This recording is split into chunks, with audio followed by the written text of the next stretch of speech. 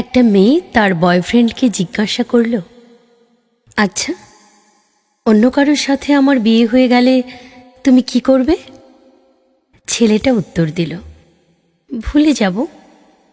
ছেলেটার উত্তর শুনে মেয়েটি রাগে অন্যদিকে মুখ ঘোরাল। ছেলেটি আবার বলল, তুমিও আমাকে ভুলে যাবে? এটা সবচেয়ে বড় কথা। আমি যত দ্রুত তোমাকে ভুলে যাব, তার চেয়েও বেশি দ্রুত তুমি আমাকে ভুলে যাবে। প্রেমিকা প্রশ্ন করল, কিরকম? ছেলেটি বলতে শুরু করল, মনে করো বিয়ের প্রথম 3 দিন তুমি এক ধরনের ঘোরের মধ্যে থাকবে।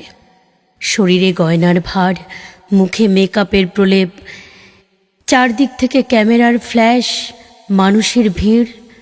তুমি চাইলেও তখন আমার কথা মনে করতে পারবে না। আর আমি তখন তোমার বিয়ের খবর পেয়ে হয়তো কোনো বন্ধুর সাথে উল্টোপাল্টা কিছু খেয়ে পড়ে থাকব, আর একটু পরপর তোমাকে হৃদয়হীনা বলে গালি দিব।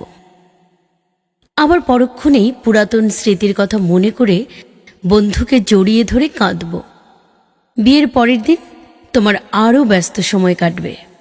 স্বামী আর মিষ্টির প্যাকেট এই দুটো হাতে নিয়ে তুমি বিভিন্ন আত্মীয় স্বজনের বাসায় ঘুরে বেড়াবে।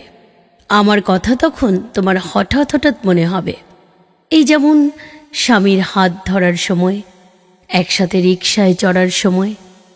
আর আমি তখন ছন্নছাড়া হয়ে ঘুরে বেড়াবো আর বন্ধুদের বলবো, বুঝলি দোস্ত, জীবনে প্রেম ভালোবাসা কিছুই নেই। পরের 1 মাসে তুমি হানিমুনে যাবে, নতুন বাসা পাবে, শপিং, ম্যাচিং, শত প্ল্যান, আর স্বামীর সাথে হালকা মিষ্টি ঝগড়া। তখন তুমি বিরাট সুখে। হঠাৎ আমার কথা মনে হলে ভাববে, আমার সাথে বিয়ে না হয়ে বোধহয় ভালোই হয়েছে। আমি ততদিনে বাপ মা বন্ধু কিংবা বড় ভাইয়ের ঝাড়ি খেয়ে মোটামুটি সোজা হয়ে গিয়েছি। ঠিক করেছি কিছু একটা করতে হবে।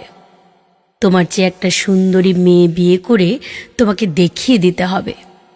সবাইকে বলবো তোমাকে ভুলে গেছি, কিন্তু তখন মাঝরাতে তোমার SMS-গুলো বের করে পড়ব আর দীর্ঘশ্বাস ছাড়ব। পরের 2 বছর পর তুমি আর কোনো প্রেমিকা কিংবা নতুন বউ নেই, মা হয়ে গিয়েছ।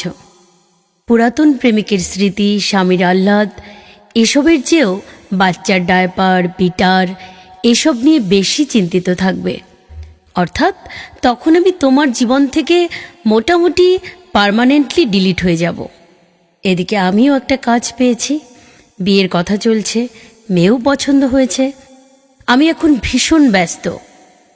এবার সত্যিই আমি তোমাকে ভুলে গিয়েছি। শুধু রাস্তাঘাটে কোনো কাপল দেখলে তোমার কথা মনে পড়বে, কিন্তু তখন আর দীর্ঘশ্বাসও আসবে না। এতদূর পর্যন্ত বলার পর ছেলেটি দেখল প্রেমিকা ছলছল চোখ নিয়ে ছেলেটির দিকে তাকিয়ে আছে।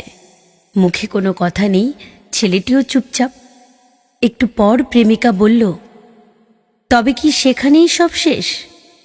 ছেলেটি বলল, না, কোনো এক মন খারাপের রাতে তোমার স্বামী নাক ডেকে ঘুমোবে, আমার বউ ব্যস্ত থাকবে নিজের ঘুম রাজ্যে।